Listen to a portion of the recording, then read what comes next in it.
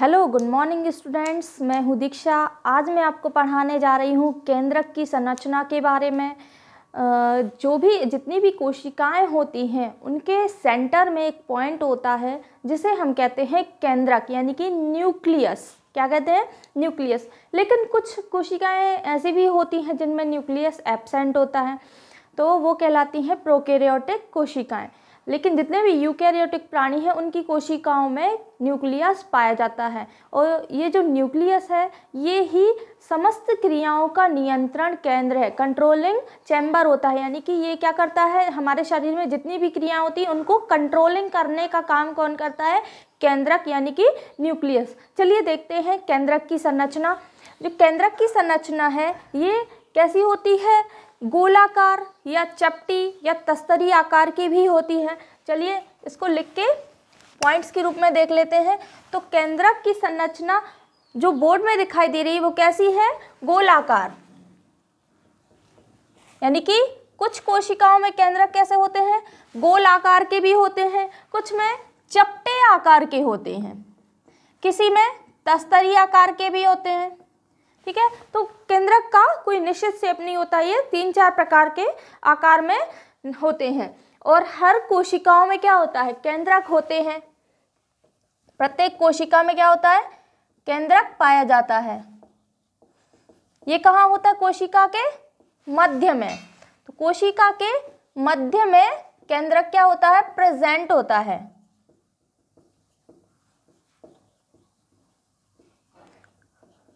लेकिन जो स्तनधारी होते हैं उनकी आरबीसीएस यानी कि रेड ब्लड कार्पसल्स, उसमें केंद्रक अनुपस्थित होता है।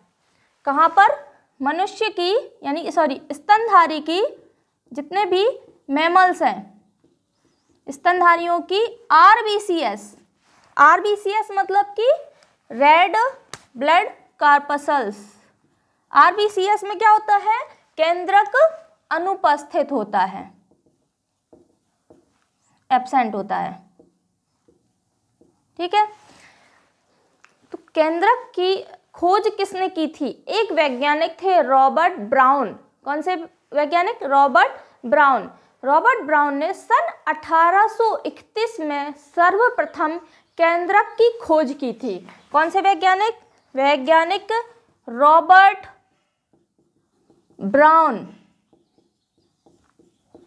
जितने भी वैज्ञानिकों के नाम हैं उनको आप बहुत अच्छी तरह से याद रखिए अपनी मेमोरी में और अपने नोट्स में। जितने भी वैज्ञानिक हैं उनके एक साइड सारे वैज्ञानिकों के नाम, उनकी खोज और सन सारे आपको याद रखना है। तो रॉबर्ट ब्राउन ने सन 1831 में क्या किया था? केंद्रक की खोज की थी। इसके बाद एक और वैज्ञानिक आते हैं, वैज्ञानिक हक्सले। इसके पहले भी मैं कई वीडियो में आपको बता चुकी हूँ कि जो वैज्ञानिक हक्सले हैं इन्होंने क्या बताया था कि इसके अंदर जो जीव द्रव्य होता है वो कोशिका का आधार होता है। ये इससे रिलेटेड है, इसलिए इन वैज्ञानिक का नाम भी आप याद रखेंगे, नोट करके रखेंगे। हक्सले ने क्या कहा था? जीव द्रव्य, जिसमें जीव द्रव्य पाया जाता है उसको कोशिका का आधार कहा था। ठीक है, तो रॉबर्ट ब्राउन का नाम आपको याद रखना है। रॉबर्ट ब्राउन ने क्या किया था? केंद्रक की खोज की थी। और रॉबर्ट हुक ने क्या किया था? कोशिका की खोज की थी। और कोशिका के अंदर ही क्या पाया जाता है? केंद्रक पाया जाता है। केंद्रक का कोई निश्चित शेप नहीं होता, ये गोल चपटे आकार में होते हैं, है ना। अब केंद्रक के अंदर होता क्या है? ये जो है केंद्रक वो दोहरी झिल्ली द्वारा घिरा होता है ना। और पूरे केंद्रक के अंदर आपको ये देखो, ये बिखरी हुई संरचना दिखाई दे रही है, ये कहलाता है क्रोमेटिन जाल कहलाता है। क्या कहलाता है? क्रोमेटिन जाल। तो केंद्रक के कुछ भाग होते हैं जिन्हें हम एक एक लेके चलते हैं। ठीक है, तो सबसे पहला जो भाग है वो है कोशिका के बाहर की आउटर मेम्ब्रेन, यानी कि कोशिका झिल्ली। तो पहला पॉइंट क्या आ जाएगा केंद्रक के भाग में? कोशिका झिल्ली। कोशिका झिल्ली के बारे में यदि हम देखें तो कोशिका झिल्ली कैसी दिखाई दे रही है इसमें? तो केंद्रक जो होता है इसमें ये सबसे बाहर है, ये क्या कहलाती है? इसकी कोशिका झिल्ली, केंद्रक झिल्ली कहलाती, क्योंकि ये केंद्रक की झिल्ली है ना। तो इसको क्या कहते हैं? Nuclear membrane. अब इसमें दो मेम्ब्रेन होती हैं, चूंकि एक ये पहली और ये दूसरी, तो ये क्या हो गई, आउटर न्यूक्लियर मेम्ब्रेन, और जो अंदर की होती है ये वाली, ये क्या कहलाती है, इनर न्यूक्लियर मेम्ब्रेन। अगर हिंदी में हम देखें तो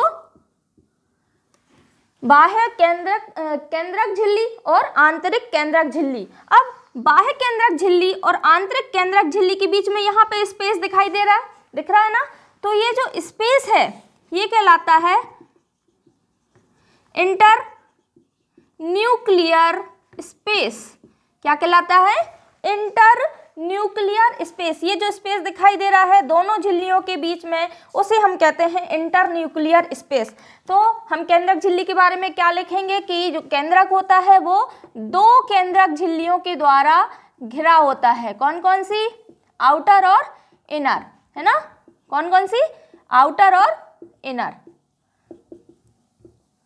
इसके साथ साथ आपकी डेफिनेशन भी चलती जा रही है डायग्राम के साथ साथ।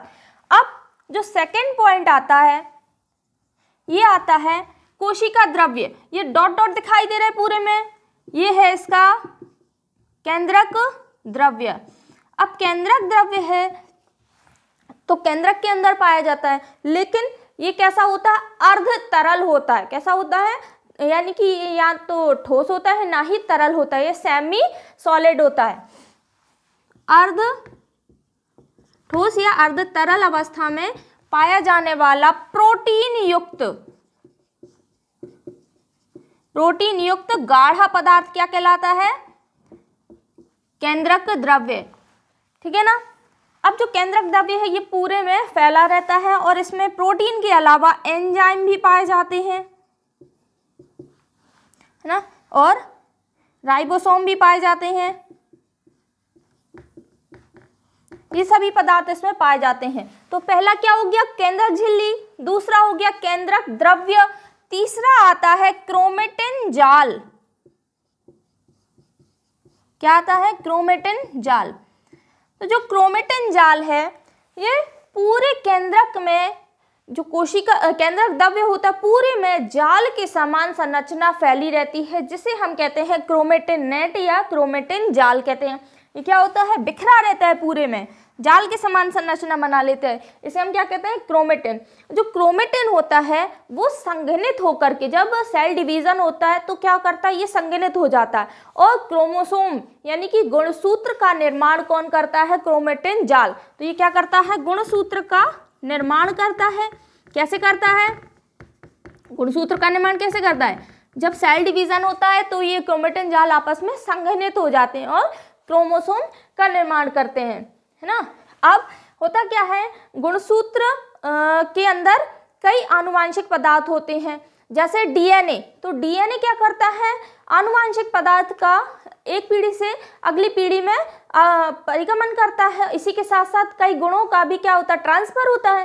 तो डीएनए भी कहाँ पाया जाता है, क्रोमेटिन जाल में, क्योंकि गुणसूत्र के ऊपर क्या होते हैं, कई जीन्स पाए जाते हैं, है ना।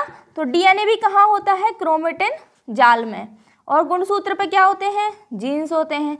जीन्स मतलब होते हैं लक्षण, क्योंकि जो एक जीन होता है हर एक जीन एक लक्षण को प्रदर्शित करता है। तो ऐसे कई जीन्स हमारे अंदर होते हैं जो पेरेंटल से कहाँ जाते हैं, उनके संतानों में जाते हैं। तो जीन्स कहाँ पाए जाते हैं, गुणसूत्र में। गुणसूत्र का निर्माण कौन करता है, क्रोमेटिन जाल। ये बहुत ही बेसिक चीज़ें हैं जो कि आपको पता होनी चाहिए, क्योंकि आपको फिर बाद में नाम पता होते हैं कि गुणसूत्र, तो पता होना चाहिए कि गुणसूत्र का निर्माण कहाँ होता है। तो गुणसूत्र का निर्माण कैसे होता है, क्रोमेटिन जाल से। जब सेल डिवीजन होता है तो क्या होता है, जो क्रोमेटिन जाल है वो संघनित हो जाता है, यानी कि आपस में मिल जाते हैं, वहीं पे गुणसूत्र का निर्माण हो जाता है। अब होता क्या है, जो क्रोमेटिन जाल है वो कहीं पर मोटा होता है और कहीं पर पतला होता है, यानी कि ये जो दिखाई दे रहा है ये क्या होता है, मोटा है, और कहीं कहीं पे ये पतला दिखाई दे रहा है। तो ये जो मोटा क्रोमेटिन जाल है इसे हम कहते हैं हेट्रोक्रोमेटिन। क्या कहते हैं, हेट्रोक्रोमेटिन। और जो पतला होता है वो क्या है, यूक्रोमेटिन। ठीक है। और ये क्या है, न्यूक्लियर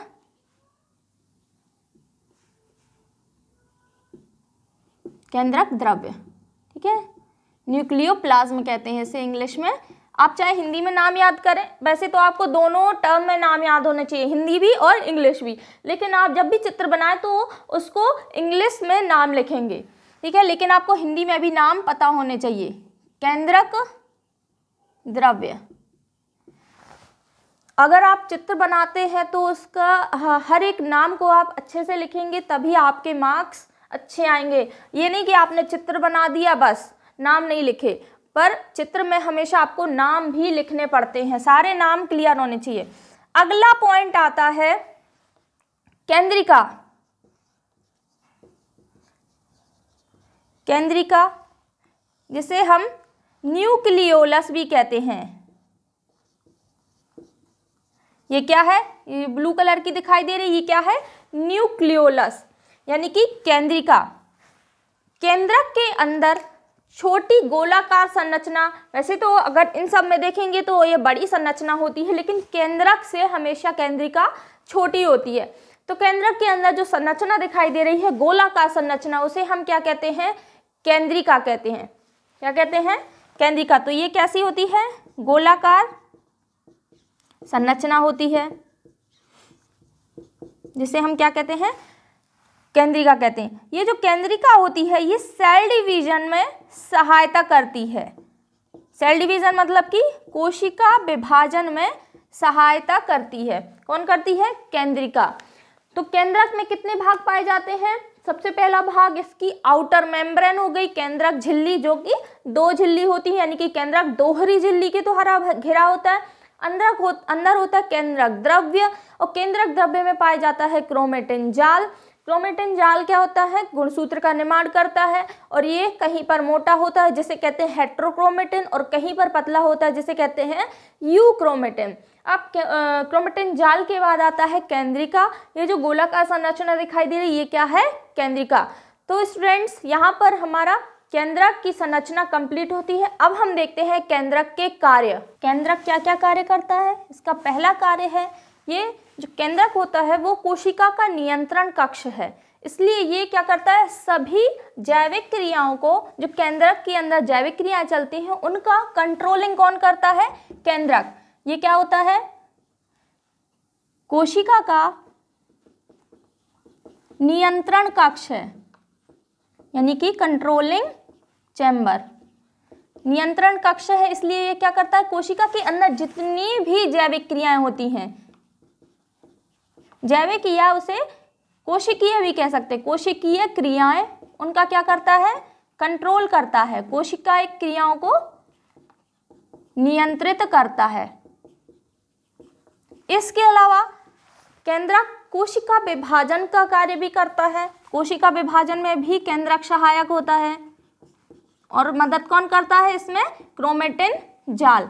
चूंकि जो क्रोमेटिन जाल है उसमें क्या पाए जाते हैं, मैंने बताया था गुणसूत्र और जीन्स पाए जाते हैं। क्या पाए जाते हैं, गुणसूत्र और कई जीन्स पाए जाते हैं, जो कि कई लक्षणों को समेटे रहते हैं। तो गुणसूत्र और जीन्स पाए जाने के कारण ये क्या करते हैं, अगली पीढ़ी तक इनको पहुंचाते हैं, यानी कि आनुवांशिकी का कार्य करते हैं। आनुवांशिकता में सहायक कौन होता है, केंद्रक, क्योंकि केंद्रक के अंदर जो क्रोमेटिन जाल होता है उसमें कई गुणसूत्र और जीन्स पाए जाते हैं, जो कि एक पीढ़ी से अगली पीढ़ी में जाते हैं। इसके अलावा ये कोशिका की वृद्धि में भी सहायक होता है।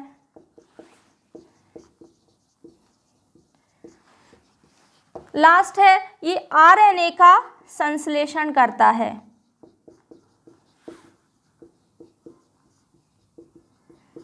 ये जो केंद्रक है ये क्या क्या कार्य करता है, ये कोशिकीय क्रियाओं का नियंत्रण करता है, कोशिका विभाजन करता है, कोशिका की वृद्धि करता है, और आरएनए का संश्लेषण करता है। कोशिका जो केंद्रक है, केंद्रक के बाहर ये जो झिल्ली दिखाई दे रही है ये है ईआर, और ईआर हम पहले भी पढ़ चुके हैं। ईआर मतलब कि एंडोप्लाज्मिक रेटिकुलम, अंतःप्रद्रव्य जालिका। एंडोप्लाज्मिक रेटिकुलम में मैंने बताया था ना कि इसकी जो सतह होती है उसमें क्या होते हैं, कई राइबोसोम के कण चिपके होते हैं। यानी कि जो केंद्रक की झिल्ली होती है उसमें क्या होते हैं, बाहर की ओर कई राइबोसोम के कण चिपके होते हैं, क्योंकि इसमें क्या चिपका है, ईआर चिपका होता है। ठीक है, तो ईआर की सतह कैसी बताई थी मैंने, 2 प्रकार की होती है, रफ और स्मूथ, है ना।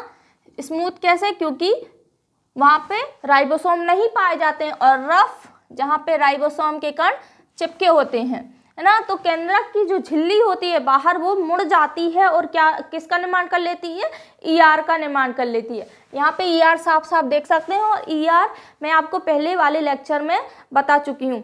तो मैंने आपको क्या बताया, केंद्रक की संरचना, जो कि आपको अच्छी तरह से समझ में आ गया होगा क्योंकि मैंने रिपीटेशन में भी इसको बताया है, और केंद्रक के कार्य बहुत इजी वे में मैं आपको पढ़ा रही हूँ। मेरे हर लेक्चर को आप अटेंड कीजिए, नोट्स बनाइए, और जो भी आपको प्रॉब्लम हो, जो भी आपके डाउट्स हों, वो आप टेलीग्राम लिंक जो नीचे दी गई है डिस्क्रिप्शन बॉक्स में, उस पर जाके आप मुझे कमेंट बॉक्स में भी आप मुझसे डाउट्स क्लियर कर सकते हैं। ओके स्टूडेंट्स, आज का लेक्चर यही समाप्त होता है। उम्मीद है आपको पसंद आया होगा। Thank you. Thanks for watching the video. कृपया वीडियो को लाइक, शेयर एंड सब्सक्राइब कीजिए। अगला लेक्चर जल्द ही लेके आएंगे। तब तक नोट्स बनाइए, रिवीजन कीजिए और अच्छे से पढ़ते रहिए। Thank you.